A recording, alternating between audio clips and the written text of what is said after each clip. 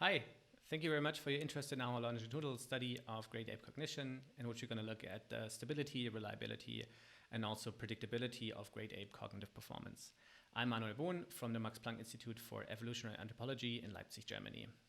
Up front, I want to acknowledge my collaborators on this project, Johanna Ecker, Daniel Haun, and Daniel Hanus, and also want to very much thank our RAs that helped us with the data collection, Damilola Olaoba and Anna Wolf. Now, the typical study in comparative psychology looks something like the following. You're happy that you got access to a particular species or to a particular set of individuals. And what you do is you run one experiment or a couple of experiments, and then you move on to the next study or to the next species.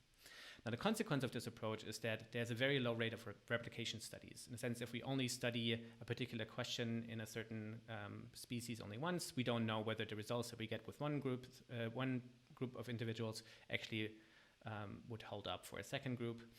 What is more, if we study a particular set of individuals only once with a given task, we know very little about the reliability of the measures that we're using, which has downstream consequences for studying relations between different measures, or downstream consequences for the study of individual differences more broadly.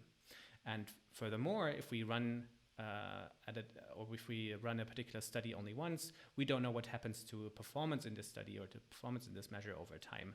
In a sense, we don't know if there's any systematic change over time in cognitive performance, and we also don't know if there's kind of a systematic relationship between some external predictor variables and cognitive performance.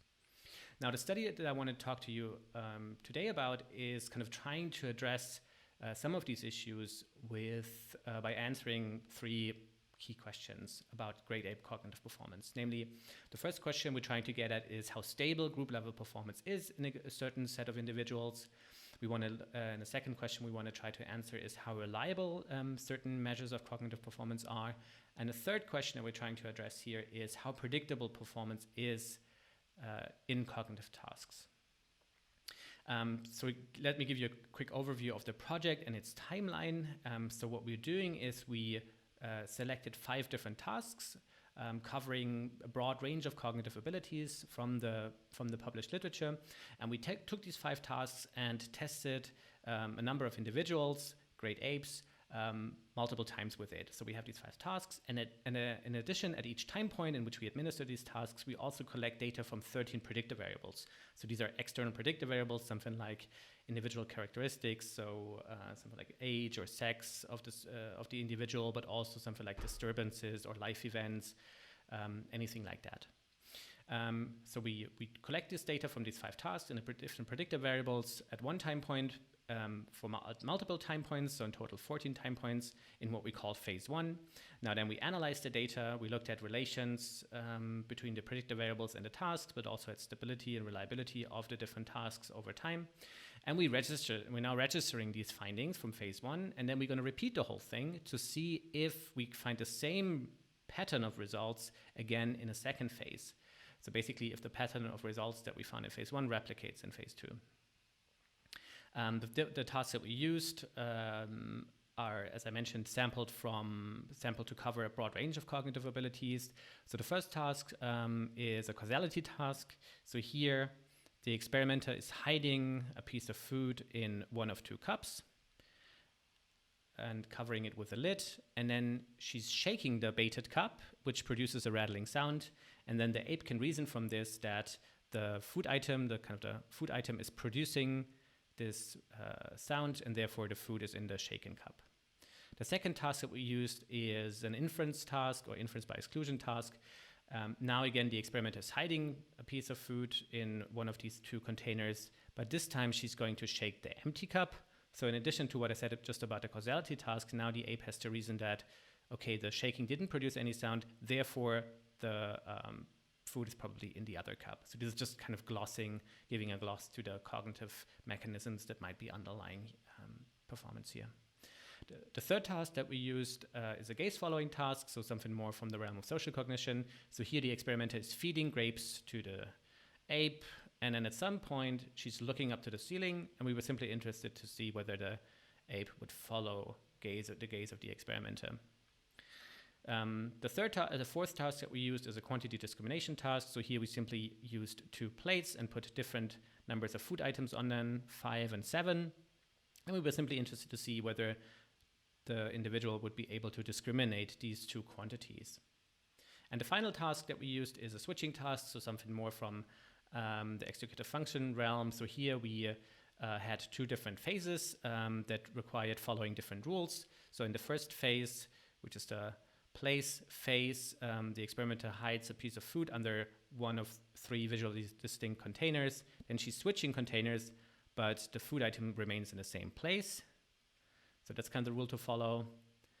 And then in the second phase, the feature phase, now again, the experimenter hides the piece of food under the cups, under one of the cups, switches the containers, but this time the food goes with the container. So now the ape has to pay attention to the feature of the cup under which it is hidden. The food was hidden initially. So here we to kind of get a performance here, we calculated a ratio between these different phases that to kind of get an idea of how well they were able to switch between the two different phases, switch the rule between the two different phases. We packaged these different tasks into sessions. So the first, each session always started and ended with gaze following trials. We reasoned that there might be habituation effects. That's why we put them at the beginning and the end of each session. And interspersed were on the first session, causality and inference trials, and on the second session, quantity and switching trials. And all of the tasks always used the same counterbalancing and same order to kind of ensure that every individual got the same trials. Then we collected, as I mentioned before, we collected different predictive variables about the individuals. And here we wanted to look at whether these predictive variables actually predicted performance in these different cognitive tasks. Here so today I'm going to present you with only 4 of these predictive variables: rearing history, rank, age, and sex. And we looked at whether they predicted causality, inference, and quantity, and gaze following performance. We excluded the switching task for reasons that I will talk to you about in a minute. And we selected these particular predictors because they are stable individual characteristics that are kind of commonly used in comparative studies to include as a control predictor in a model. The apes that we studied are the ones living in Leipzig Zoo. So this is in the Wolfgang Köhler Primate Research Center, which is a collaborative project between the Zoo of Leipzig and the Max Planck Institute for Evolutionary Anthropology. So we studied 4 great ape species, namely orangutans, gorillas, bonobos, and chimpanzees, with varying sample sizes, but in total, about 40 individuals participated at least once in the studies, with sample sizes at the different time points, somewhere around like 35 individuals per time point. Okay, so today I'm going to present you the results from the first 8 data collection time points from phase 1. We're going to look at stability by simply looking at the average performance across individuals, across species at the different time points. We're going to look at reliability by looking at retest reliability, so correlating performance at the different time points with one another. And then we're going to look at predictability by looking at these 4 predictive variables and see if they are systematically related to performance in the different tasks across the different time points. Okay, so let's look at the results. So first we're going to look at stability. So what I'm plotting you here is the 5 different facets for the different tasks, and for each of the tasks, the x-axis is the different time points, and the y-axis is performance. If there's a dotted line, that's kind of the chance line whenever this is meaningful. Color-coded, you have the mean for the different species. When I'm talking about species here, it's mostly descriptive. Because we have very varying sample sizes between the different species, so we're not making any kind of strong inferences about species differences. And in black here, you see the group level mean with a 95% confidence interval, so you can do rough kind of inference by eye that if the 95% confidence interval is not overlapping with chance here, performance is kind of reliably above chance. So if you look at causality here, we can see that performance is reliably above chance across the different time points. There seem to be substantial variation between the different species. Again, this is more descriptive. And there isn't kind of a clear, obvious pattern over time. So there's no kind of, it's not increasing or decreasing performance over time with the different time points. If we go to gaze following, we can again see kind of substantial variation between species on a descriptive level, but we can also see a downward trend in performance. So individuals are becoming less likely to follow the experimenter's gaze as time progresses, which is maybe expected because there's nothing ever there at the place where the experiment is looking. Now moving on to inference, what we can see here is that performance is very stable, very few, less variation between species, very stable at chance. So these 95% confidence intervals are always overlapping with chance. So it's suggesting that on the group level inference here would be that this is somewhat difficult and that apes are not making this kind of inference. But stay tuned. For quantity, we see a similar pattern in terms of stability, so it's very stable at a certain level, but this level is clearly above chance. But again, here we have less variability across species. Now going over to the switching tasks, so here we can see, again, kind of no obvious pattern over time, and also this ratio is largely negative, so suggesting that individuals are not very good at switching strategies or switching between the different rules. And also here above, I'm plotting you the performance in the different phases, and you can see that performance in the feature phase here, these are the circles, is below or around chance, so suggesting that they are not following this rule in any way. And for this reason, and the one that you're going to see next, we excluded the switching task from any further analysis. So now we can look at reliability. So here we're going to look at retest reliability. So we can correlate performance at 2 time points. So for example, time point 1 and time point 2, and what we get is a correlation coefficient, which I'm plotting here on the x-axis. And since we have 8 time points, we can calculate many different correlations, for example, with 1 and 2, 1 and 3, 1 and 4, and so on, but also between 5 and 8 and 7 and 6 and whatever. So we can do this for 1 correlation, we can do this for 4 correlations, and what we get in the end is kind of a distribution of correlation coefficients. And I'm plotting you here this distribution together with the 95% highest density interval and the mean. These are also the numbers in the back here. And what we can see here is that for 3 tasks, namely causality, gaze following, and also inference, excuse me, we have fairly substantial retest reliability around like 0.6, 6.6 to 6.8, so suggesting that individual differences in performance are actually quite stable over time, and also kind of this distribution is clearly different from 0 and nowhere near 0. If we look at quantity, we can see that the distribution is wider, so suggesting that that individual differences are less stable.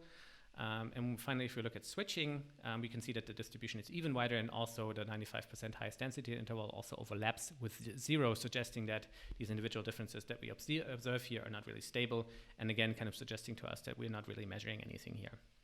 I want to point out inference once again, because the interesting thing here is that on the group level performance graph that we saw that performance was reliably at chance, or kind of stable at chance on a group level, but the kind of higher reliability suggests that some individuals are indeed performing above chance here, so suggesting that the kind of group level inference would be different from an individual level inference here.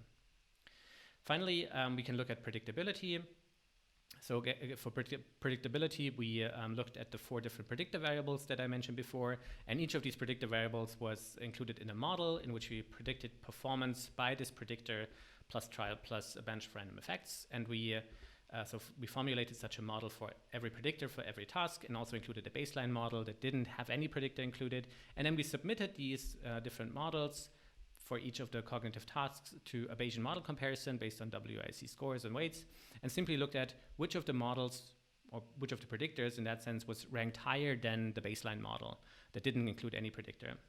And we saw that for causality, none of the models was actually ranked higher than the baseline model. For inference, it was the model including sex as a predictor, the same for gaze following, and for quantity, it was rank. If we inspect the model, we can see that for both inference and gaze following, females are outperforming males, and for quantity, lower ranking individuals show a higher performance. Okay, so let me sum up what I talked about. So first of all, we can say that the stability and the reliability that we saw is very much task dependent. As a kind of take-home message that you could construct from this, it would be that you should check your tasks before you study individual differences. Second thing that we observed is that commonly used predictor variables have very little explanatory value. So these predictors that are commonly used in models in comparative psychology as control predictors, they don't have any kind of systematic or meaningful relation to cognitive performance here, and so we would suggest that you should only include them if they are theoretically motivated and not as a default. Quick outlook: what is to come next? As a kind of for the second phase that we're collecting data for at the moment, we're going to replace the switching task with a different executive function task, namely delay of gratification task. Then we want to use structural equation modeling to look at stability, reliability, and also relations between different tasks. Very excited about that, given the small sample size, but the models seem to work. And as I mentioned before, we have many more predictor variables than the ones that I presented to you today. So we have 13 in total, which turns this kind of into a variable selection problem. We have many different variables from which we can predict performance. And so we want to use projection predictive inference here to select the predictors that are substantially related to performance here. And as I mentioned before, we're going to register these results and then see if we can find them again in the second phase of data collection. And with that, I want to thank you for your attention. I want to thank my collaborators on this project. If you have any questions, check out the paper or shoot me an email. If you're interested in the data and the code, check out our GitHub repository. Thanks.